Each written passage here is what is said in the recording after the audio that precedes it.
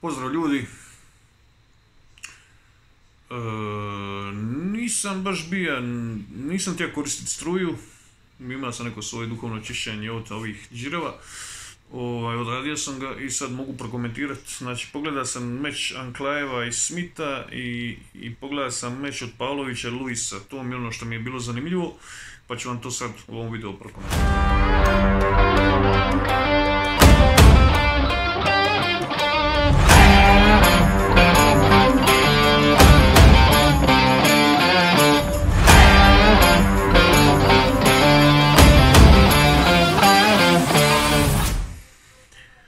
Meč Smith i Anklajev. Ja sam sad prvi put tog Anklajeva baš pogleda.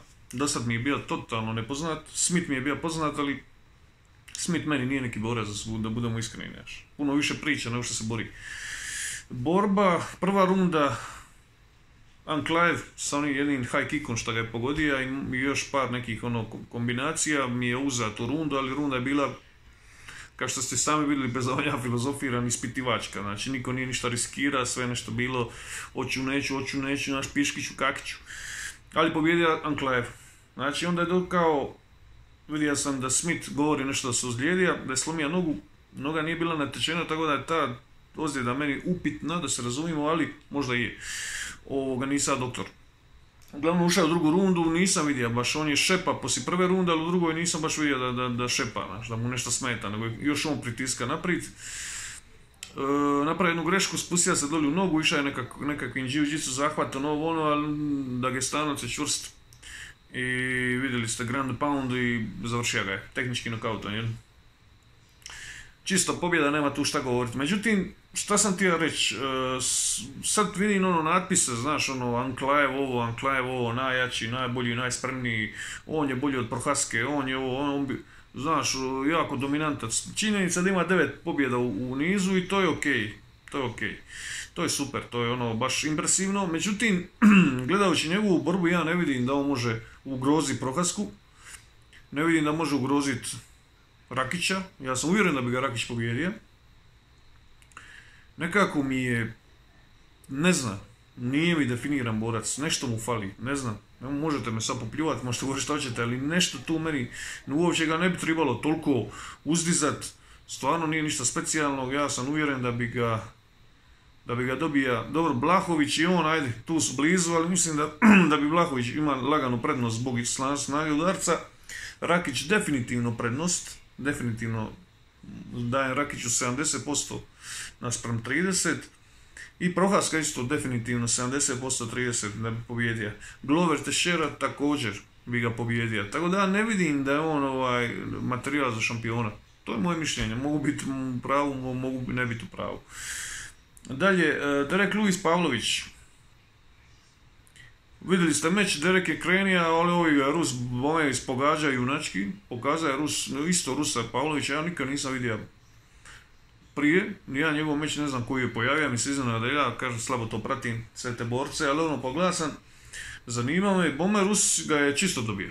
Znači čisto. Dosta je tu, vidim da je dosta neke polemike, je li sudac dobro reagira, nije dobro reagira, bla bla bla.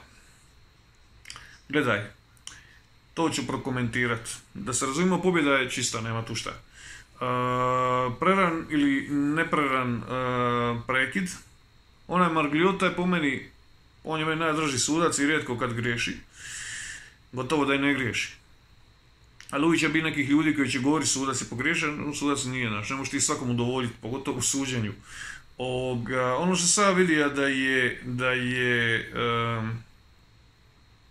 Derek Lewis baš klonija kad je pa i to ti daje znak, znaš, daje ti znak da ti se upali alarm, da dobro pratiš šta će biti naš. Sudac je na kraju krajeva tu da zaštiti borca i on je išao tako, znaš, to nije bio jedini udarac od kojeg je on klonija, bilo je prije par udaraca koji su ga poljuljali, izbacili iz balansa i tu je dobio još jedan koji je baš klonija.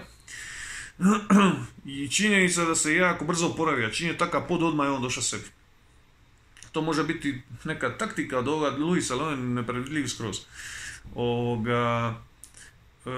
Sudac po meni nije pogriješio, iako da se sudi kako se sudilo prije UFC-u, to bi bila greška.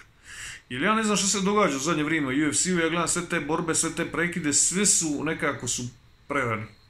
Znači nije to više ko prije da se da borcu šansa. Mislim da se nešto promijenilo, mislim da su suci dobili naputak da ranije prekidaju mečeve.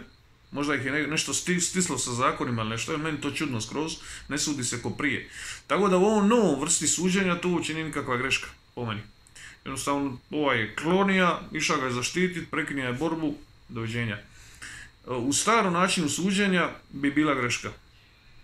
Zato što je došao brzo sebi, ja, kad sudim, ja bi to pustio. Ja sam uvijek znao pustiti borcima, nisam ti ja prerano prekidat.